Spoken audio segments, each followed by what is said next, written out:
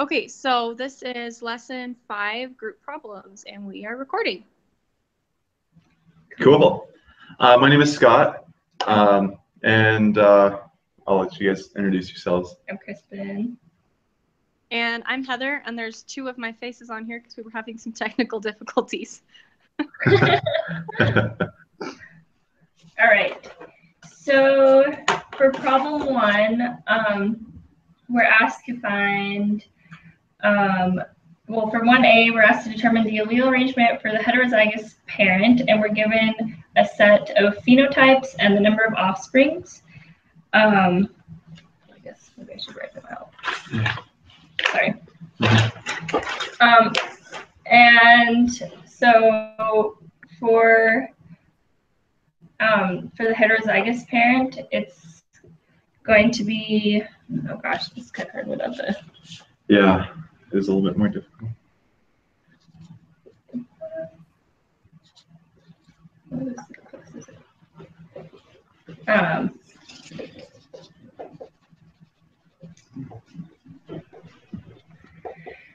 It's going to be this phenotype, and you get that by finding the 2 largest number of offsprings, and that's going to be that's what you're going to use to find your heterozygous parent. And then to determine the gene order, you're going to rearrange this genotype 3 different times, and then look at the chart again and find the 2 lowest numbers of offspring and do a double crossover, right? Mm-hmm. And figure out from there which genotype thank you, is going to be the gene order, and you do that by going like that, and there will be 2 other kinds, and we found that the gene order is going to be RG plus AMG over RG A plus MG plus. Mm-hmm. So that's the gene order. And then for part C, to construct a linkage map, you take the 2 lowest numbers and then you get the middle phenotypes and you total all of the progeny, you total the number of offspring from the middles, and then you divide it by the total number of progeny, and the answer for that is going to be 17.5 MUs and 13.1 MUs. So that's what the map should look like. Mm-hmm. And then for the inference number, you multiply a bunch of different things and then plug it into the formula, and you're going to get 57% for that answer. Okay. Awesome. So that was question part 1, or the first question. And so the second question that we had, it gave a list of different offspring, and once again, just like Kristen explained, you're going to take the ones that are the most common. I'm going to have to use one of those buttons. Okay, cool. So the most common one, let's write it out, was wild type, and then I don't know if I've written down what these meant. V and SC S plus V plus. So this is the wild type. Sorry, not the wild type. This is the parental sequence for the heterozygous. and there's 314 of the one on the top and 280 of the one on the bottom. And then the ones that are the least common are the ones with the double crosses, and that was S, C, and V, and then SC plus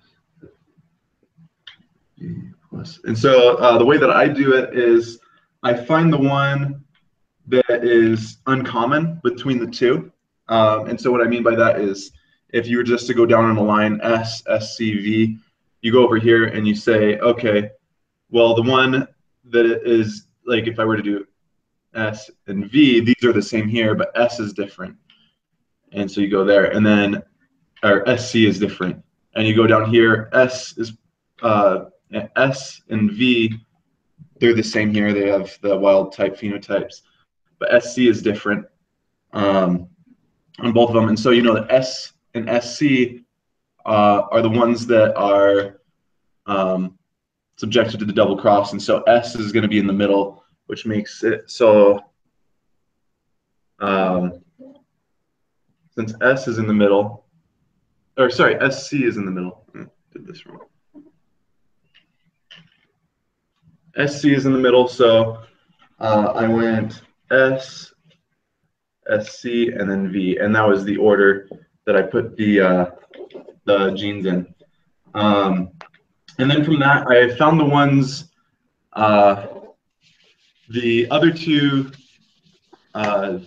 different offspring, the ones that had the, are the two different kinds of offspring, whether they had the crossover at the S gene or at the V gene. And I took those amounts and I added them together, and I ended up getting, I added them up together along with the double crossover ratios and divided that by the total, which is 110.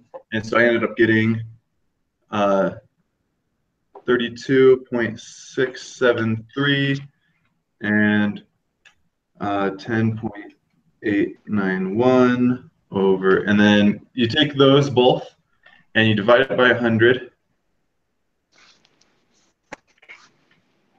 and multiply them by each other.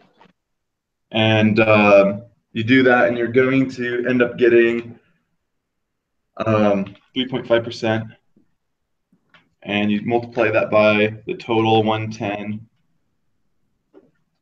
And then you're going to use that number to get the predicted amount of double crossovers. And you're going to then take the number of actual double crossovers and divide it by that, and then you'll get your amount, which I believe was, is that the correct? 27%. So that's how we did question number 2. Okay. So I'm gonna Yeah. share my screen here. Real fast. So for question number 3 kind of gets complicated when I have 2 things going on here. Can you guys see that when I'm talking? Does it show up on the? Yes. Does it show up clearly? Well, we have it set up. I hope it. I think it's based off of your screen because you're the one that's like live. Does it show up on your screen? Is it showing, like if I go like this, does it show? Oh yeah, no, yeah, we can see it. We can see it fine. Okay, so for problem number 3, the first thing that we do here is we have the genotypes here, and we go through and you line these up, so the heterozygous and the homozygous, and then what we end up getting here is the most numerous end up being the parental offspring. And so the parental genotype is here, C, G plus, S plus over C plus, G, S. And then the next thing that you do, you still see that, is you determine the allele arrangement in the heterozygous parent. So what you do for that, the first thing you do is determine the double crossovers, which is actually 0 for this. And you go through and you take the parental offspring from up here and do this double crossover thing here. And when you go through, this doesn't match up with the double crossovers, but this does, C, G, S plus, and C plus, G plus, S. So we know that this is the correct arrangement. So for number 4, you rewrite the trihybrid test cross, and that is the answer to part B. Then the next thing that you do is you determine the map distance. And so you do that by adding 0 plus 0 for the double crossovers plus the single crossovers. And you determine that by crossing this here with the G and the S, and the C plus with the G plus and the S plus. That you find it in the chart to be 29 and 27. Add that up over the total number of progeny multiplied by 100 is 5.6 map units. And then you do the same thing in the other direction, going this way. And you get the single crossovers for that to be 0. And you do 11 plus 8 plus 0 over 1,000 times 100 equals 1.9 map units from G to S. And so for the linkage map, you get from C and C plus is 5.6 map units to G, G plus. And then there's 1.9 map units to S and S plus. And then I'm going up here for number 8. And for that, you take the map units over 100 for one and the map units over the other. And you multiply those together and get this number here. Multiply that by 100, 0.1064%. And if you multiply the total progeny by that number, you get 1.064 expected double crossovers when actually we got 0. So for this value here, you do 1 minus the observed, which was 0, over the expected, which was 1.064, equals 1. So 1 or 100% of this is the number of double crossovers that didn't actually occur. And that's it for number 3. Cool. Okay, so for question number 4, it's very similar to everything that we've been saying again. So for 4, part A, it looks for the gene arrangement for the 3 linked genes, and we get the heterozygous parent right there, and that'll be the gene arrangement. And then for the gene order, it's going to be this boxed one right here through the same process of showing the 3 different kinds and doing the double crossovers. And then for part C, it asks the map distance, and through the same process of the 3 other problems we've said, we got 5.1, and then the other map units between BR plus and BR to F plus F, and then 19 for F plus F to AN plus AN. And then for the inference number, it's going to be 48%. Sorry. Cool. And then the last question, number 5, they are asking about independent assortment compared to linkage. And so we're at like 42 minutes, right? So we got part A. I was asking about a cell with some genes on separate homologous chromosomes. And it's asking about the genes that are possible with the genotype big A, big B, little b. And so for that one, just hold it here so I just show you what I have.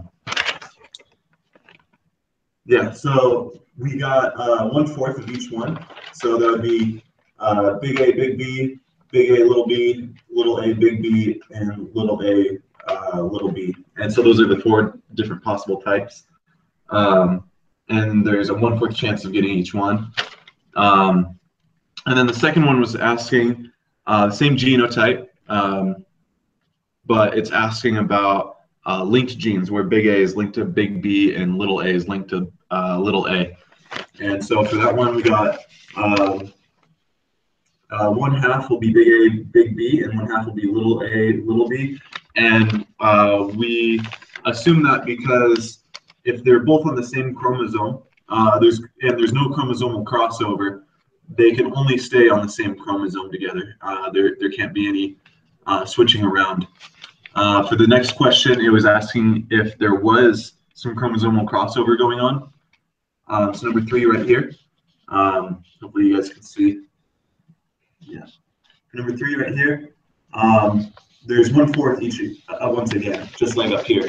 And the reason why is why it's not like how before where there was linkage is because the chromosomal crossover will allow there to be some crossing over, meaning that there will be some with little a, big B, and there will be some with big A, little b.